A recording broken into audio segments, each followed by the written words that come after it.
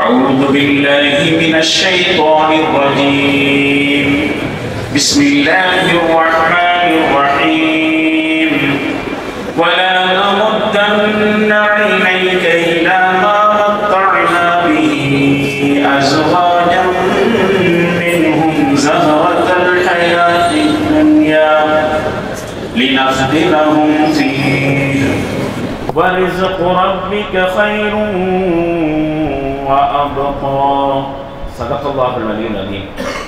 அளவிலா கருணையும் இணையிலா கிருபையும் உடைய அல்லாஹ்வின் திருப்பெயரால் மேலும் நாம் அவர்களில் பல்வேறு பிரிவினருக்கு வழங்கி இருக்கும் உலக வாழ்க்கையின் சுகபோகங்களின் பக்கம் நீர் ஏறிட்டும் பார்க்காதீர்.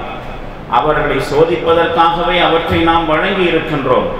மேலும் இறைவனால் வழங்கப்பட்டுள்ள ஆகுமான வாழ்வாதாரம் தான் சிறந்ததும் நிலையானதும் ஆகும். அல்லாஹ் உண்மையே கூறினான். எல்லா புகழும் நம் அனைவரையும் அவனது இல்லத்திலே அவனது இபாதத்திலே ஒருங்கிணைத்த அல்லாஹு ஜல்ல ஷானஹு தஆலா ஒருவனுக்கே உரித்தானார். ஸலாத்தும் ஸலாமும் நபிகளார் ஸல்லல்லாஹு அலைஹி வஸல்லம் அவர்கள் மீதும் அவர்களது குடும்பத்தினர் தோழர் தொடர்ந்தோர் அனைவர் மீதும் குறிப்பாக இங்கே குழுமி இருக்கும் நம் அனைவர் மீதும் என்றும் உண்டாகட்டுமாக. அன்புக்கும் மரியாதைக்கும் உரிய அல்லாஹின் நல்லடியார்களை, சூரத் தாஹா எனப்படும் 20வது அத்தியாயத்தில் 131வது வசனம் ஓதி காண்பிக்கப்பட்டு மொழிபெயர்க்கும் வாசிக்கப்பட்டுள்ளது.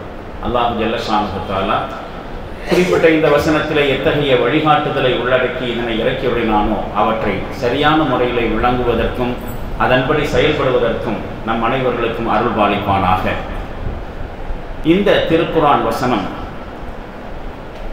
உலக வசதிகளிலே உச்ச நிலையில் இருப்பவர்களை பார்த்து ஏங்கக்கூடாது என்கிற கருத்தை உள்ளடக்கி இருந்தாலும் இந்த வசனம் இறங்கிய பின்னணியின் அடிப்படையில் இதற்கு வேறு விளக்கம் இருக்கிறது.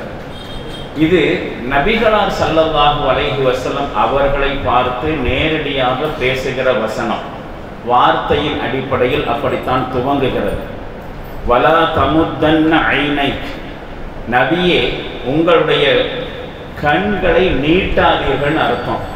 வார்த்தையின் அடிப்படையில் கருத்து என்னன்னு சொன்னா, ஏறிட்டு பார்க்காதீங்க, உற்று பார்க்காதீர்கள், துளைத்து கொண்டு பார்க்காதீர்கள் என்கிற அர்த்தமெல்லாம் உண்டு. இப்போ எல்லா வசனங்களுக்கும் அடிப்படையில் 2 விளக்கங்கள் இருக்கும். ஏற்கனவே பல குர்ஆன் வகுப்புகளிலே நாம் தெரிவித்ததை போல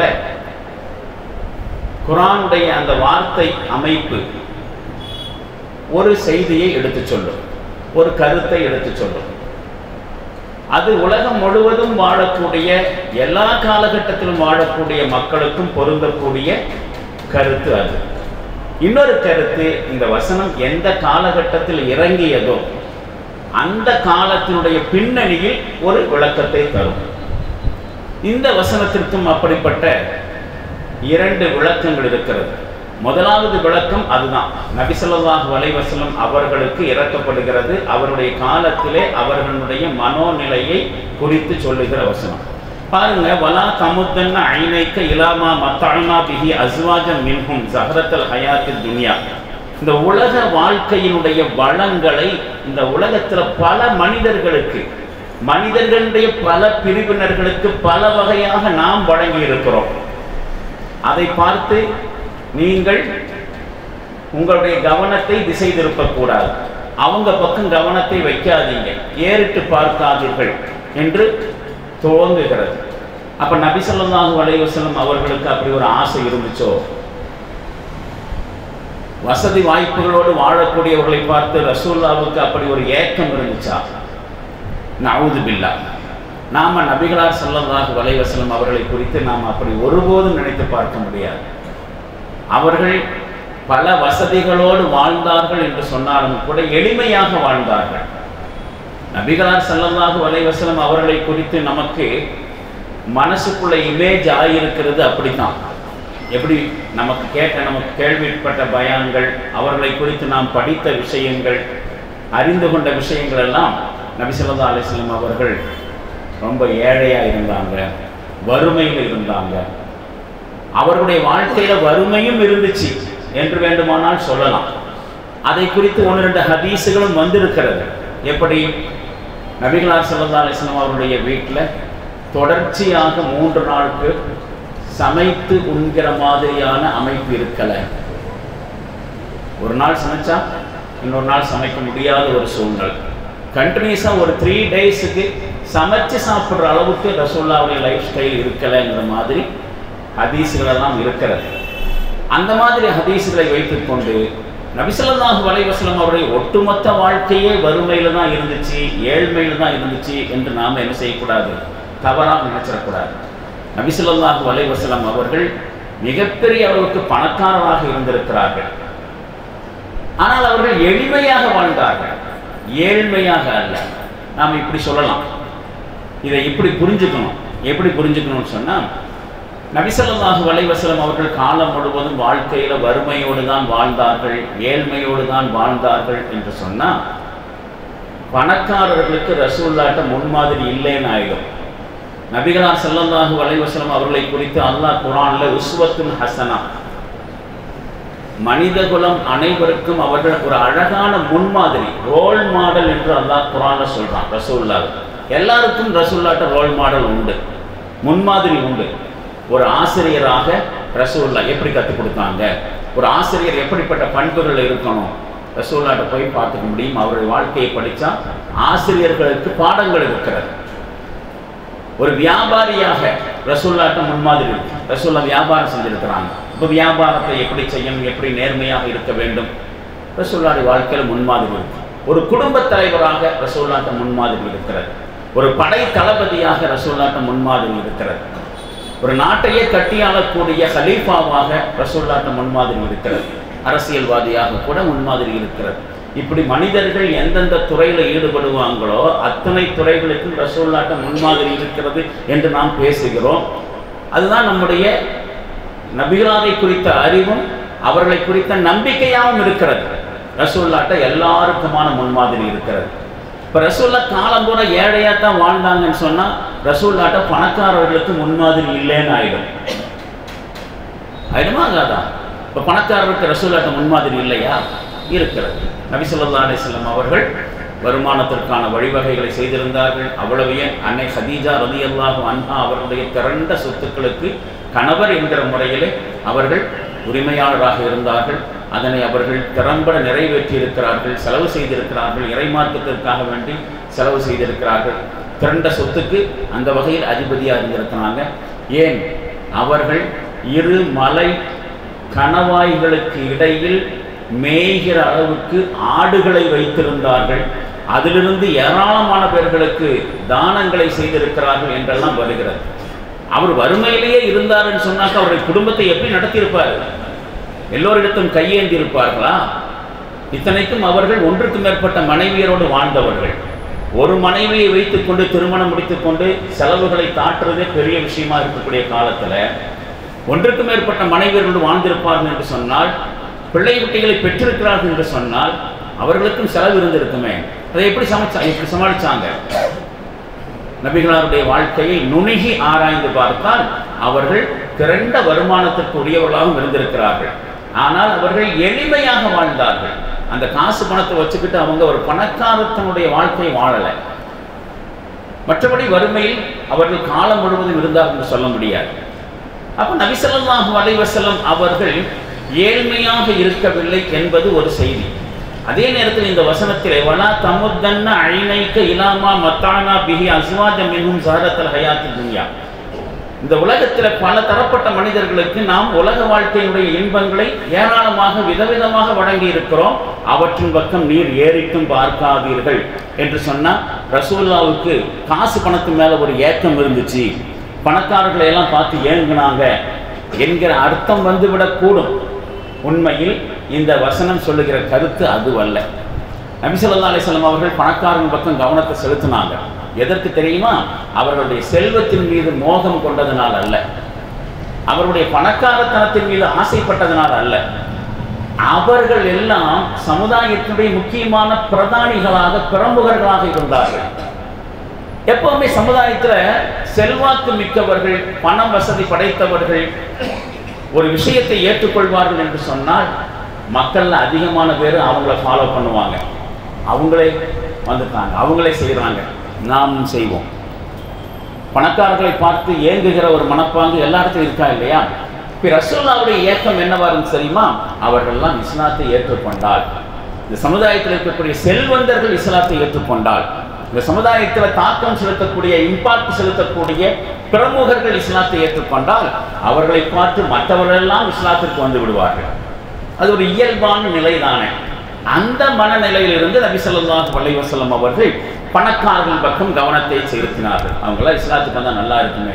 இது எது மாதிரியான நிலைப்பாடுன்னு சொன்னால், ஒரு சமுதாய சீர்திருத்தவாதி வச்சுக்கோங்களேன், ஒரு சமுதாய சீர்திருத்தவாதி, கொஞ்சம் இளைஞர்கள் எல்லாம் சமுதாயத்தில் சீரழிவை உண்டாக்கிட்டு இருக்கிறாங்க, ஒழுக்கத்தை மீறி கட்டுப்பாடு இல்லாமல் நடந்துக்கிட்டு இருக்காங்க சில இளைஞர்கள். ஒரு சீர்திருத்தவாதி அவங்கள பார்த்தா என்ன நினைப்பாரு? எப்பொழுதுமே அவங்களாம் நாசமாக போட்டோன்னு நினைக்க மாட்டார். இவர்கள்லாம் சீர்திருத்தினா சமுதாயத்துக்கு எவ்வளோ நல்லா இருக்கும்.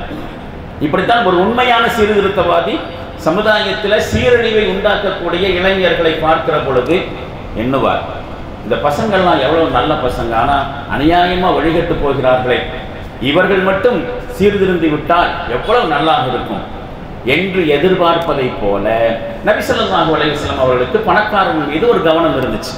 இவர்கள் எல்லாம் இஸ்லாத்தை ஏற்றுக்கொண்டால் இவர்களுக்கு பின்னால் இருக்கக்கூடிய எவ்வளவோ பேர்கள் இஸ்லாத்தை தழுவுவார்கள், அவர்களை பார்த்து சமுதாயத்தில் இருக்கக்கூடிய மற்றவர்களும் இஸ்லாத்திற்கு வருவார்கள் என்கிற எதிர்பார்ப்பின் அடிப்படையில் ரசூலுல்லாஹ்வுக்கு பணக்காரர்கள் மேல ஒரு பார்வை இருந்துச்சு. இங்க அந்த பார்வையை தான் அல்லாஹ் தடுக்கிறான். எப்படி அப்படியெல்லாம் பணக்காரர்கள் பின்னாடியே நீங்கள் போயிட்டு இருக்கணுங்கிற அவசியம் இல்லை. அவர்களுக்கு செய்திகளை எத்தி வையுங்கள்.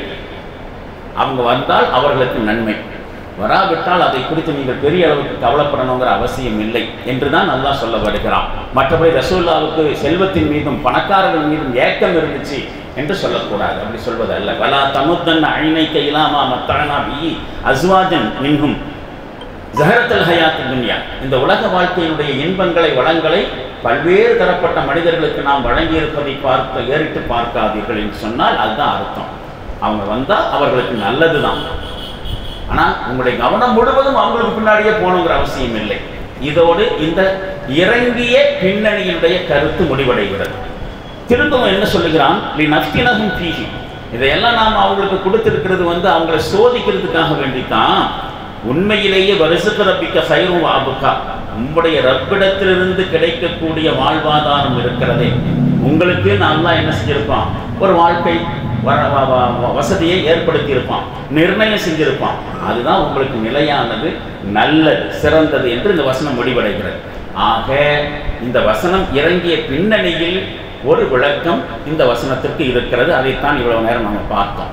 இன்னொரு விளக்கம் என்னன்னு சொன்னா, இந்த வசனத்துடைய வார்த்தை அமைப்பின் அடிப்படையிலேயே சில விளக்கம். இது எல்லாருக்கும் பொருந்தும், ரசூலுல்லாஹ்வுக்கு மட்டுமல்ல, இந்த காலத்தில் இறங்கிய பின்னணியோடு மட்டுமல்ல, மனுஷனாக இருக்கக்கூடிய அத்தனை பேர்களுக்கும் பொருந்தக்கூடிய ஒரு விஷயம். பொதுவா மனுஷனுடைய மனோநிலை எப்படி இருக்கு தெரியுமா?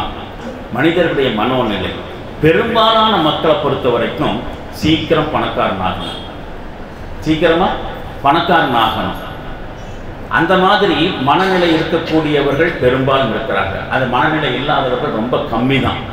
பணக்காரர்களாக இருக்கக்கூடியவர்களையும் அவங்களுடைய ஆடம்பரமான வாழ்க்கை முறையையும் பார்த்து பெருமூச்சு விடுறது தான் இதுக்கான காரணம். என்ன ஜாலியாக வாழ்ந்துட்டு இருக்கிறாங்க, என்ன சுகபோகமான வாழ்க்கை, என்ன உயர்ந்த வாழ்க்கை, ஆடம்பர வாழ்க்கை, நமக்கு அந்த மாதிரி இல்லையே என்கிற ஏக்கம் தான் நானும் சீக்கிரமாக பணக்காரனாகணும், அவனை மாதிரி நானும் அனுபவிக்கணும் என்கிற எண்ணம் ஒரு மனுஷன்ட்டு ஏற்படுகிறது. ஒரு சராசரி மனுஷன் அவங்கள போல நாம இல்லையே என்கிற ஏக்கத்தின் அடிப்படையில் அவனை மாதிரி ஆகணும்னு நினைக்கிறான். இந்த நினைப்பும் மனநிலையும் ஒரு மனுஷன்கிட்ட வருவது நல்லது தானே அப்படின்னு நாம் நினைக்கிறோம். தப்பு என்ன இருக்குது? அவன் மட்டும்தான் பணக்காரனாக இருக்கணுமா? மற்றவங்க பணக்காரனாக இருக்கக்கூடாதா? அவன் அனுபவிக்கிற நல்ல வாழ்க்கை இன்னொருத்தருக்கு கிடைக்கக்கூடாதா? அது ஒரு இன்ஸ்பிரேஷனாக ஏன் எடுக்கக்கூடாது? அவனை பார்த்து நானும் பணக்காரனாக மாறணுமேங்கிறது தப்பில்லை தான். பொதுவாக இந்த எண்ணம் தப்பில்லை தான். அவனுடைய தனிப்பட்ட வளர்ச்சிக்கு அதை ஒரு இன்ஸ்பிரேஷனாக எடுத்துக்கிறான்னு கூட நம்ம வச்சுக்கலாம். ஆனால் பெரும்பாலும் அதை ஒரு இன்ஸ்பிரேஷனோடு நிறுத்துறது இல்லை. அவன் தான் இந்த உலகத்தினுடைய இன்பங்களை அனுபவிக்கணும், என்ன இருக்கு, எனக்கு அந்த உரிமை இல்லையா, எனக்கு அந்த தகுதி இல்லையா, நானும் அவனை போல் முன்னேறுவேன் என்று நினைக்கிறத ஒரு இன்ஸ்பிரேஷன் என்கிற அளவில் தப்பில்லை. ஆனால் இந்த மனநிலை ஒரு மனுஷனுடைய முன்னேற்றத்துக்கு உந்து சக்தியா இருக்கிறதுக்கு பதிலாக பொறாமையை ஏற்படுத்தி விடுகிறது. இதுதான் கவனத்துக்குரிய விஷயம். இன்ஸ்பிரேஷன்ங்கிற அளவுக்கு பணக்காரங்களை பார்த்து அவனை மாதிரி நானும் ஆகணும்னு நினைச்சா தப்பில்லை. அது ஒரு பொறாமை நிலைக்கு கொண்டு விட்டுறக்கூடாது. அது மட்டும் இல்லை, அந்த பொறாமை அதோட நிற்கிறது இல்லை. அந்த பணக்காரனாக இருக்கக்கூடியவனுக்கு தீங்கு நினைக்கிறது, அவனை விரோதியா பார்க்கறது, அவனோட சண்டை போடுறது அப்படின்னு சொல்லி பொறாமை என்கிற அந்த உணர்வு அவனை அடுத்தடுத்த தப்பு செய்யறதுக்கு கொண்டு போய் விட்டுறது. இதுதான் இந்த வசனம் தடுக்கக்கூடிய பொதுமக்கள் அனைவருக்குமான, உலக மக்கள் அனைவருக்குமான வழிகாட்டுதல். வாழ்க்கையுடைய முக்கியமான பாடமாக இது இருக்கிறது. மனுஷன் அடுத்தவனை பார்த்து ஆசைப்பட்டு மேலே வரணும்னு நினைக்கிறது தப்பு இல்லை. அது பொறாமை குணமாக மாறிவிடக்கூடாது. அந்த பொறாமை குணம் இவனை அடுத்து தப்ப செய்யறதுக்கு தூண்டிவிடக்கூடாது. அதிகமாக சேர்த்து வச்சுக்கிறதும் அதிகமாக செலவு செய்வதும் தான் பணக்காரத்தனம் அப்படின்னு நிறைய மக்கள் நினைக்கிறாங்க. ஆனால் இப்படி நினைக்கக்கூடியவங்க சரியாக சொன்னா யோசிச்சு பாருங்க, எப்போ சேர்த்து வைக்கிறது நிறுத்துவாங்க, எப்போ செலவழிக்கிறது நிறுத்துவாங்க? பணக்காரத்தனம் என்பது இதுவல்ல. நிறைய சேமிக்கணும், நிறைய காசு பணத்தை உண்டாக்கி வைக்கணும், கட்டுக்கட்டா அடுக்கி வைக்கணும், லாக்கர்ல இருக்கிறது நினைச்சு பூரிப்படையணும், பேங்க்ல வச்சிருக்கிற நினைச்சு சந்தோஷப்படணும். இதெல்லாம் பணக்காரத்தனம் அப்படின்னு பொதுவாக மனிதனுடைய மனோநிலை இருக்கு. உண்மையிலேயே இது நிறைவான ஒரு மனநிலையோ அல்லது ஒரு நிறைவான வாழ்க்கைக்கான அடையாளமோ இல்லை. ஒரு ஆளுடைய வாழ்க்கையுடைய தேவைங்கிறது முடிவில்லாம தொடர்ந்து போயிட்டு இருக்குது அப்படின்னு வச்சுக்கோங்களேன். அவன் யாரு? சரியா சொன்னா அவன் தான் ஏழை. சரியா சொன்னா அவன் தான் ஏழை. எனக்கு இந்த தேவையில்லை, இன்னும் முடியல. எப்பொழுதுமே தேவைக்காக அடுத்தவரிடம் எதிர்பார்த்து கொண்டிருக்கக்கூடியவன் ஏழை மனநிலை கொண்டவன். யாராவது எனக்கு சப்போர்ட் பண்ணணும், யாராவது எனக்கு உதவி செய்யணும் என்கிற எதிர்பார்ப்பில் இருப்பவனுக்கு பேர் தானே ஏழ்மையானவன், வறுமையில் இருக்கக்கூடியவன். சரியா சொன்ன பிச்சைக்கார மனநிலை இது. எப்பொழுதுமே எனக்கு ஒரு சப்போர்ட் கிடைச்சிக்கிட்டே இருக்கும். என் சொந்தக்காரன், என் அண்ணன், என் குடும்பாதி, யாராவது என்ன இருக்கும். நான் பாரு கஷ்டப்பட்டுட்டு இருக்கிறேன், என்னை எவனுமே கண்டுக்க மாட்டேங்கிறான், அவன் மட்டும் ஜாலியா இருக்கான், இருக்கிறதுல நமக்கு கொஞ்சம் தந்து உதவலாமல்ல, என்ன குறைஞ்சு போயிடுவான். இந்த மாதிரியான மனநிலை ஒரு மனிதனை ஏழ்மை மனநிலைக்கு கொண்டு வரும். தொடர்ந்து அதுதான் இருக்கும். சேர்த்து வைக்கிறது ஒரு பணக்காரத்தனத்துடைய அடையாளம் நினைக்கிறாங்க. நபி ஸல்லல்லாஹு அலைஹி வஸல்லம் அவர்கள் இந்த சேமித்துக் கொண்டே இருக்கக்கூடிய மனநிலையை செல்வ நிலைன்னு சொல்லல, மாறாக பேராசை என்று சொல்லுகிறார்கள். பாருங்க ஒரு ஹதீஸ். அனஸ் ரலியல்லாஹு இப்னு அப்பாஸ் இப்னு ஸஹல் இப்னு ஸஅத் என்கிற நபித்தோழர் அறிவிக்கின்றார். அவர் சொல்றாங்க, ஒரு முறை நபி ஸல்லல்லாஹு அலைஹி வஸல்லம் அவர்கள் மிம்பர்ல நின்று கொண்டு மனிதர்களை பார்த்து சொல்வார்கள், லவ் அன்ன இப்னு ஆதம ஓதிய வாதியம் மில்அம் மின் ஸஹப். ஆதமுடைய மகனுக்கு ஒரு ஓடை நிறைய தங்கம் வழங்கப்பட்டாலும் அஹப இலைஹி சானியா, ரெண்டாவது ஓடை நிறைய தங்கம் வேணும்னு நினைப்பான். ஒரு ஓடைன்னா பள்ளத்தாக்கு, வாதி என்று சொன்னானாக்கா மலைகளுக்கு கீழே இருக்கக்கூடிய பள்ளத்தாக்குக்கு தான் வாதின்னு சொல்லுவாங்க. அந்த அளவுக்கு ஒரு பள்ளத்தாக்கு நிறைய தங்கம் ஒரு ஆதமுடைய மகனுக்கு கொடுத்தாலும் இவ்வளவு கிடைச்சிருச்சு என்று நிம்மதியா நிற்க மாட்டான். இரண்டாவது ஒன்றுக்கும் ஆசைப்படுவான். வலவு உழத்திய சாணியன், இரண்டாவது ஓடை நிறைய அவனுக்கு அந்த பள்ளத்தாக்கு நிறைய தங்கம் வழங்கப்பட்டாலும் அஹப இலைஹி சாலிசா, மூணாவது ஒன்றுக்கு ஆசைப்படுவான் என்று சொல்லிவிட்டு நபி ஸல்லல்லாஹு அலைஹி வஸல்லம் அவர்கள் தொடர்ந்து ஒரு செய்தியை சொல்லுகிறார்கள். வலா யசுத்து ஜௌஃப இப்னி ஆதம இல்ல துராப்.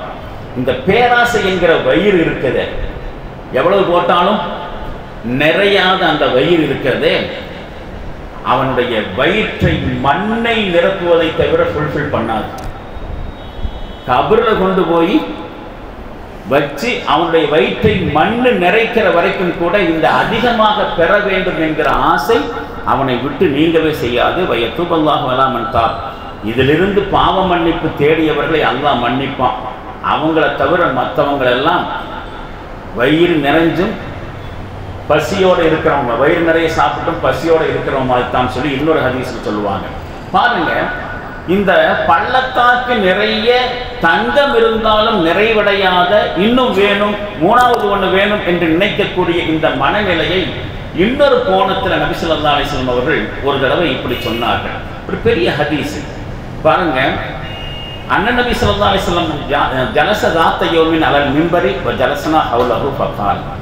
ஒரு தடவை நபி ஸல்லல்லாஹு அலைஹி வஸல்லம் அவர்கள் மிம்பரில் உட்கார்ந்தாங்க. படிக்கட்டுக்களை மிம்பர், பள்ளிவாசலுடைய மிம்பர் படியில் உட்கார்ந்தாங்க. நாங்கள் அவங்கள சுற்றி உட்கார்ந்தோம். அப்போ நபி ஸல்லல்லாஹு அலைஹி வஸல்லம் உட்கார்ந்து சொல்லுவாங்க, இன்னி மிம்மா அஹாஃபு அலைக்கும் மின் பஅதி, எனக்கு பிறகு உங்கள் விஷயத்தில் நான் அதிகமாக பயப்படுறதெல்லாம் மா யுஃப்தஹு அலைக்கும் மின் ஸஹரத்தி துன்யா வ ஸீனத்தஹா, இந்த உலக வாழ்க்கையினுடைய அழகும் அலங்காரங்களும் இன்பங்களும் சுகங்களும் உங்களுக்காக திறந்து விடப்படுமோ என்பதை குறித்து தான் நான் பயப்படுறேன். நீங்கள் பெரிய வசதி வாய்ப்புகள், சுகங்கள், இன்பங்களிலே மூழ்கி விடுவீர்கள், அதை குறித்து நான் அஞ்சுகிறேன்.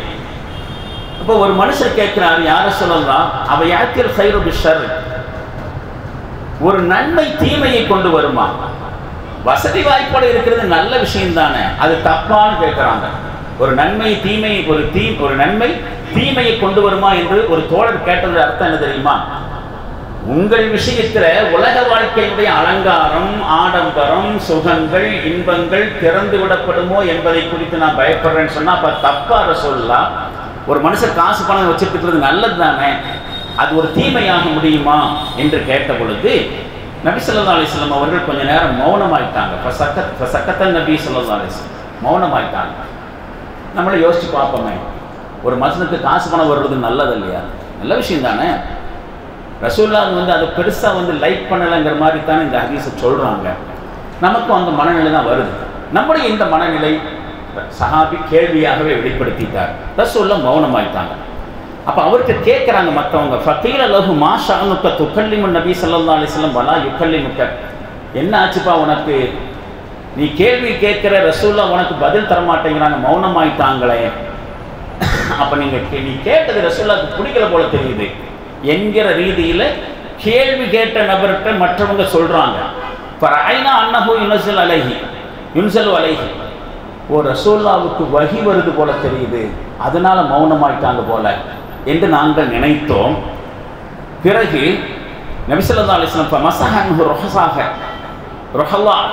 நபி ஸல்லல்லாஹு அலைஹி வஸல்லம் அவர்கள் தங்களுடைய வேர்வையை துடைத்து விட்டு கொண்டவர்களாக ஐன சாயில் வகன்னஹு ஹமிதஹு, கேட்ட ஆசாமி எங்கப்பா, இந்த கேட்டவரை புகழ்வதை போல அவங்களுடைய ஃபேஸு எப்படி இருக்குனாக்க கேட்ட ஆசாமியை ஒரு பாராட்டுற மாதிரி, எங்கே அந்த கேட்ட மனுஷன் அப்படின்னு சொன்ன பொழுது கேள்வி கேட்ட மனிதர் அப்படி நான் தான் ரசூலுல்லாஹ் அப்படி வரும் பொழுது ரசூலுல்லாஹ் சொல்கிறாங்க, இன்னஹு லா யாத்தில் கைரு பிஷர், நிச்சயமாக ஒரு நன்மை தீமையை கொண்டு வராது. செல்வம்ங்கிறது நல்லது தான்ப்பா, பொதுவாக ஒரு தீமை கொண்டு வராது தான். ஆனால் நான் சொல்ல வந்த விஷயம் என்ன தெரியுமா? என்ன சொன்னாங்க ரசூலுல்லாஹ், உங்கள் விஷயத்தில் இந்த செல்வத்தினுடைய வாசல் திறந்து விடப்பட்டு விடுமோ என்பதை குறித்து நான் அஞ்சுகிறேன் அப்படின்னு சொன்னாங்க இல்லையா? என்ன மீனிங்கில் நான் சொன்னேன் தெரியுமா? புரிஞ்சுக்குங்கன்னு சொல்லிட்டு ரசூலுல்லாஹ் ஒரு உதாரணத்தை சொல்கிறாங்க பாருங்க. வைன்ன மிம்மா இன்பித்து ரபி யக்துலு அவ் யுலிம், வசந்த காலம் ஒரு நீரோடை கரையில் எண்ணத்தை எல்லாம் முளைக்க வைக்குதோ அதில் எது கொல்லும் எது நோய்வாய்ப்பட செய்யும் தெரியாது. வசந்த காலம்னு வந்துச்சுன்னா, வசந்த காலம் ரசூலுல்லாஹ் எதை சொல்றாங்கிறது நம்ம பிறகு பார்க்கலாம், உங்களுக்கு புரிய வரும். வசந்த காலம் இருக்கா இல்லையா? அந்த வசந்த காலம் ஒரு நீரோடை கரையில் பல விஷயங்களை என்ன செய்யும், முளைக்க வைக்கும். நிறைய செடி கொடிகள் முளைக்கும். ஒரு மழை பெய்து பிடிச்சிச்சுன்னா என்ன ஆகும், ஏகப்பட்ட செடி கொடிகள் இருக்கும். இந்த செடி கொடிகளில் எது மனுஷனை கொல்லும் எது மனுஷனுக்கு நோயை தருங்கிறது தெரியுமா? தெரியாது என்று சொல்லிவிட்டு இல்லா ஆக்கிலத்தில் சதரா, ஏதாவது ஒரு கால்நடை அதனை சாப்பிட்டாலே தவிர எது உசுரை எடுக்கக்கூடியது எது உடம்பு சரியில்லாம நோயாக்கும் அப்படிங்கிறது தெரியாது. பாருங்க, அக்கலத்து ஹத்தா இதன் தத்தது ஹாசிரத்தாக, ஒரு கால்நடை ஒரு விலங்கு அப்படி முளைச்சிட்டு இருக்கக்கூடிய அந்த செடி கொடிகளில் தன்னுடைய 2 விழாப்புறங்களும் புடைக்க உணவை சாப்பிடுது. அதன் பிறகு இஸ்தக்பலத்து ஐன ஷம்ஸ், சூரியனை எதிர்கொண்டு ஃபஸலத்தத்து மலம் கழிக்கிறது, வபாலத்து சிறுநீர் கழிக்கிறது, வரத்தாத் பிறகு மீண்டும் மேய்கிறது. இதுவரைக்கும் ஓகே தான். சாப்பிட்டுச்சு, ஒன்றும் ஆகலை, சாப்பிட்டதுக்கு தகுந்த மாதிரி கழிஞ்சுது, சிறுநீர் போச்சு, மறுபடியும் மேயுது, பிரச்சனை இல்லை. பைன்னஹாதல் மாத ஹதிரத்துன் ஹுல்வா. அதே மாதிரி இந்த செல்வம் நிச்சயமாக இனிமையாக பசுமையாக இருக்கும், எல்லாத்தையும் அனுபவிக்கிற மாதிரி இருக்கும். அது நல்லதும் கூட தான்.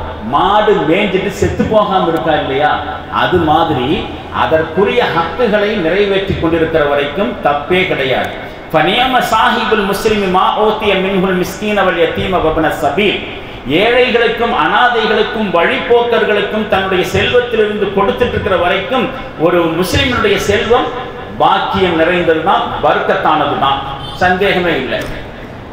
கொடுக்கப்பட்டிருக்கக்கூடிய செல்வத்திலிருந்து அவனும் அனுபவிக்கிறான், மற்றவர்களுக்கும் அனுபவிக்க கொடுக்கிறான். இதுவரைக்கும் ஓகே. எது மாதிரி? வசந்த காலத்திற்கு பிறகு ஓடைக்கரையிலே முளைக்கக்கூடிய தாவரங்களை ஒரு மாடு மேய்ந்து விழா புடைக்க உண்டு கழித்து மீண்டும் மேய்வதை போல மறுபடியும் அந்த செல்வத்தை அனுபவிப்பதற்கு வாய்ப்பு கிடைக்கிறது. எதுவரைக்கும்? இந்த செல்வத்திலிருந்து மற்றவர்களுக்கு போய் சேர்ற வரைக்கும், அவர்களுடைய ஹக்குகள் நிறைவேற்றப்பட வரைக்கும்.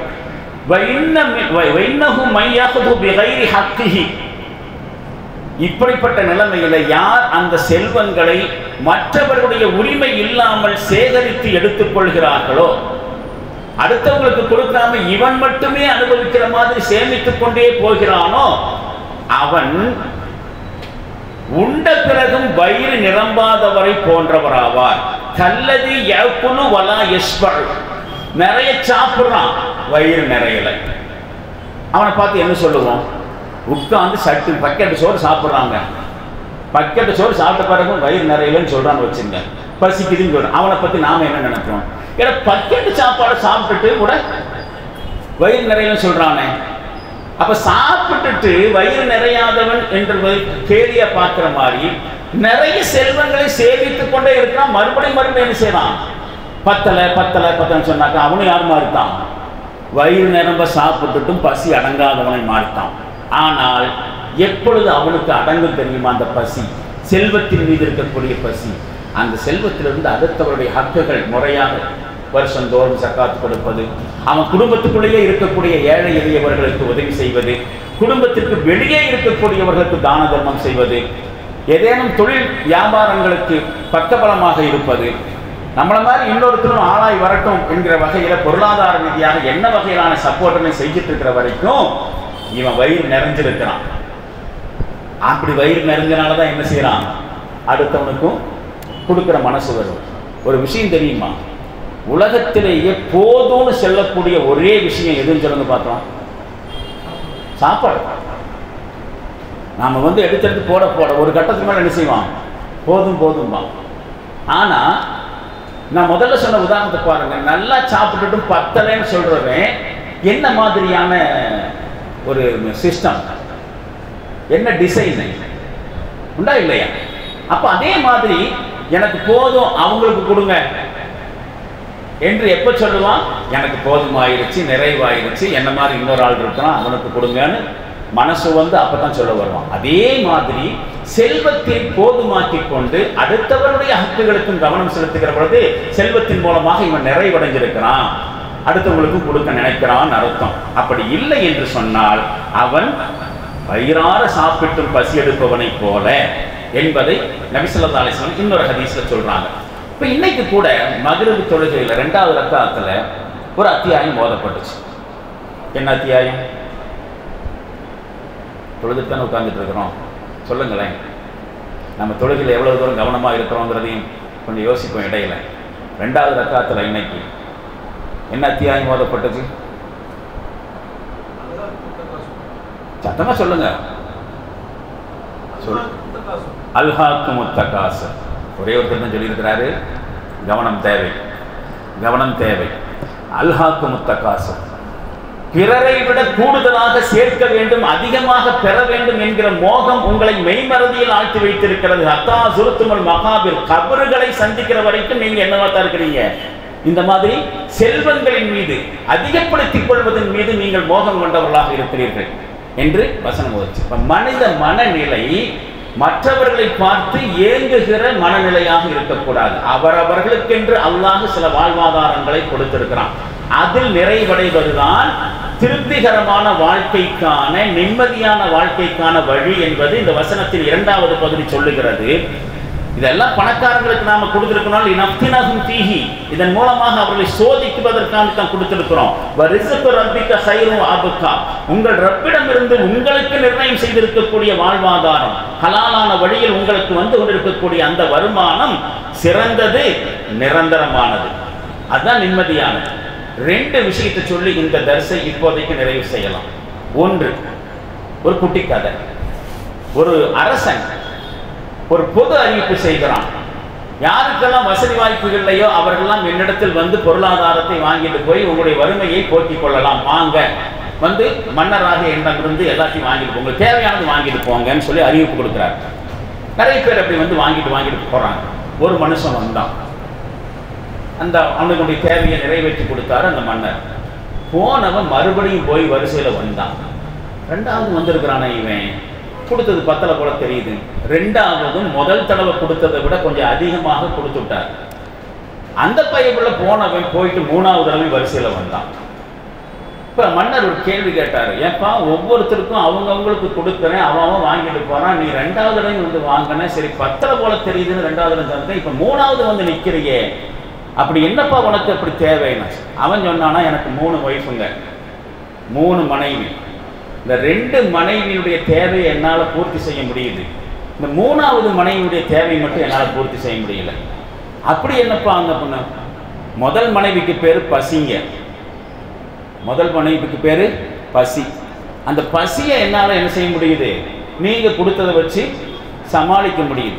2வது ஒய்ஃபுக்கு பேர் தாகங்க, தாகம். அந்த மனைவியினுடைய தேவையும் கூட நீங்கள் கொடுத்ததை வச்சு என்னால் ஃபுல் பண்ண முடியுது. ஆனால் 3வது மனைவிக்கு பேர் ஆசைங்க, 3வது ஒய்ஃபுக்கு பேர் ஆசை. அந்த மனைவியினுடைய தேவையை என்னால் பூர்த்தி செய்ய முடியல, அதனால தான் 3வது வந்தேன். அரசன் யோசிக்க ஆரம்பித்தான். மனுஷனுக்குண்டான பேசிக் நீட்ஸ் நிறைவடையும். நிறைவடையாதது எது தெரியுமா? அடிஷனல், அடிப்படை தேவைக்கு போக மறுபடியும் இன்னும் கொஞ்சம் இருந்தாங்க. அதைத்தான் அந்த கதை சொல்லுகிறது. இப்போ இந்த ஒரு விஷயத்தோட நாம இன்னொரு வகையில் யோசிச்சு பார்ப்போம். ஒரு கதை, அதுவும் ஒரு கதை தான். ஆனால் கதைனா நம்ம ஒவ்வொரு பேரும் அந்த கதையுடைய கேரக்டராக இருக்கிறோம். அதுதான் வித்தியாசமான கதை. இப்போ சொல்லலாமா, அடுத்த வாரம் வச்சுக்கலாமா?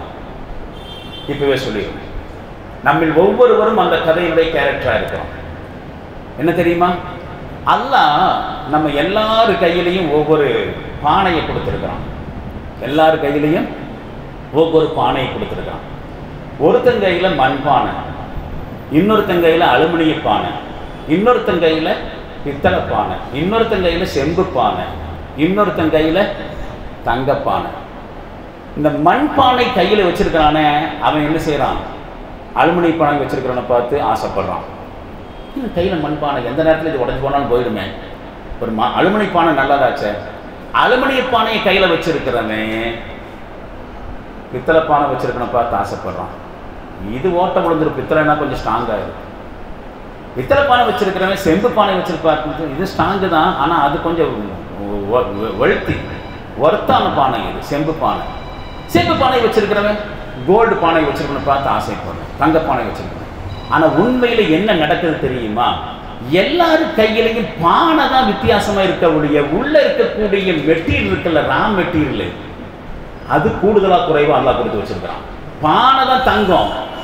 மண்பானையில் இருக்கக்கூடிய சோறு தங்கப்பானையில் இல்லை. இல்லாமல் இருக்கிறதுக்கு வாய்ப்பு இருக்கா இல்லையா? பானை தங்கமாக இருக்கிறனால உள்ள சோறு இருக்கணுங்கிறது ஏதாவது இருக்கா? இல்லை பானை மண்பானையாக இருக்கிறனால சோறு இல்லைன்னு சொல்றதுக்கு வாய்ப்பு இருக்கா? உண்மையிலே அவரவர்களுடைய பானையில அல்லாஹ் என்ன கொடுத்திருக்கிறாங்கிறத நாம பார்க்கறது இல்லை, பானையத்தான் பார்க்கிறோம். அவன் மண்பானை அலுமினிய பானை வச்சிருக்கிறான், அவன் வந்து பித்தளை பானை, செம்பு பானை, கோல்டு பானை வச்சிருக்கான். பானை தாங்க வித்தியாசமா இருக்கு, விலை உயர்ந்ததா இருக்கு. பானைக்குள்ள என்ன இருக்கு? முதல்ல பானைக்குள்ள இருக்கா இல்லையா? அப்படியே இருந்தாலும் அதை அனுபவிக்கிற இடத்துல அவன் இருக்கிறானா? இதை நம்ம யோசிக்கிறது இல்லை. இந்த உலகத்தில் இருக்கக்கூடிய எல்லாருக்கும் அல்லாஹ் அளந்து கொடுத்துட்டு இருக்கிறான். யாருக்கு எவ்வளவு கொடுக்கணும், எப்ப கொடுக்கணும், என்ன கொடுக்கணும், இதை அல்லாஹ் முடிவு செய்வான். அது அவனுடைய அதிகாரத்திலையும் அவனுடைய அறிவுக்கும் பட்ட விஷயம். அவனுடைய அறிவுக்கே அதை விட்டு கொடுக்கணும்னு வச்சுங்க, நாம நல்லா இருப்போம். அதை நம்முடைய அறிவுக்கு நாம் எடுத்துக்கொண்டோம் என்று சொன்னா என்ன நடக்கும் என்பதை ஒரு வசனம் சொல்லுகிறது. என்ன நடக்கும்? எல்லாத்தையும் காசு இருந்தா என்ன நடக்கும்? இது அடுத்த வாரம் நாம் இன்ஷா அல்லாஹ் தெரிஞ்சுக்குவோம். எல்லாருமே பணக்காரராக இருந்தால் நல்லா இருக்குமல்ல அப்படின்னு நினைப்போம். உண்மையில் எல்லாரும் பணக்காரராக இருந்தால் அப்படிங்கிற கேள்விக்கு குர்ஆன் சொல்லக்கூடிய வாழ்க்கை பாடம் என்ன என்பதை அடுத்த வாரம் தெரிந்து கொள்வோம். தெரிந்து கொண்ட விஷயத்தின் அடிப்படையில் இந்த வசனத்தை மீண்டும் பார்க்கலாம். வலா தமுத்தன்ன ஐனைக்க இலாமா மத்தஅனா பிஹி அஸ்வாஜம் மின்ஹும் ஸஹரத்தல் ஹயாத்தித் துன்யா. இந்த உலக வாழ்க்கையுடைய இன்பங்களையும் ஆடங்கரையும் இந்த மனிதர்களிலே பலதரப்பட்ட மக்களுக்கு நாம் வழங்கியவற்றை பார்த்து நீங்கள் உங்களுடைய பார்வையை ஏறிட்டும் பார்க்காதீர்கள். அவர்களுக்கு வழங்கப்பட்டவற்றிலே நாம் அவர்களை சோதிப்பதற்காக வேண்டித்தான் அதை நாம் கொடுத்திருக்கிறோம். உண்மையிலேயே உம்முடைய ரப்பிடமிருந்து உங்களுக்கு கிடைச்சிருக்கக்கூடிய வாழ்வாதாரம் நிரந்தரமானது, சிறந்தது, புரிந்து கொள்ளுங்கள் என்று அல்லாஹ் சொல்லுகிறான். இந்த பாடத்தை புரிந்து கொண்டு செயல்படுத்துகிற நன்மக்களாக அல்லாஹ் நம் அனைவரையும் ஆக்கி அருள்வானாக. வாஹிர் தாவானா அல்ஹம்துலில்லாஹி ரப்பில் ஆலமீன். அஸ்ஸலாமு அலைக்கும் வரஹ்மத்துல்லாஹி தஆலா வபரகாத்துஹு.